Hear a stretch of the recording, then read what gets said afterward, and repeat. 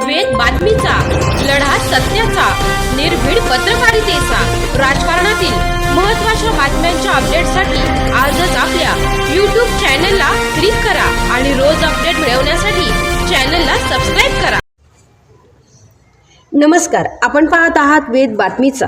महाराष्ट्राचे मुख्यमंत्री देवेंद्र फडणवीस यांच्या वाढदिवसानिमित्त आष्टी येथील अनिशा ग्लोबल स्कूलच्या मैदानावर आयोजित करण्यात आलेल्या मुख्यमंत्री मोफत महाआरोग्य शिबिराला नागरिकांचा उत्स्फूर्त प्रतिसाद मिळाला आहे।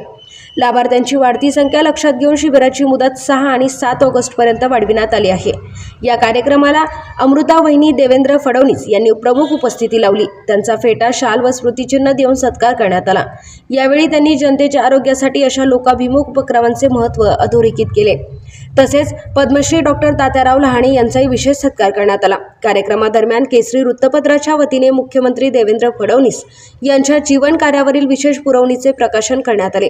यावेळी आष्टी विधानसभा मतदारसंघासाठी शासकीय वैद्यकीय महाविद्यालयाची मागणी देखील करण्यात आली।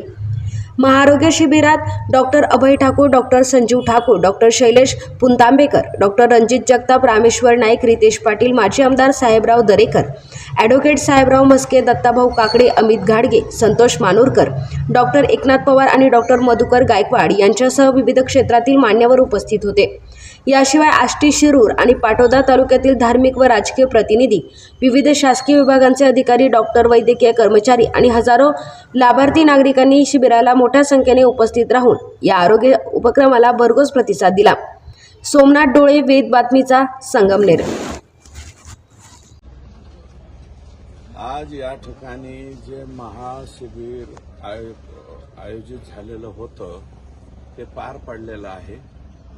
या महाशिबिरामध्ये प्रचंड प्रमाणात लोक आल्यामुळं जर कोणाची काही गैरसोय वगैरे झाली असेल तर त्याच्याबद्दल आष्टी मतदारसंघाचा प्रतिनिधी म्हणून मी सगळ्यांची या ठिकाणी क्षमा मागतो।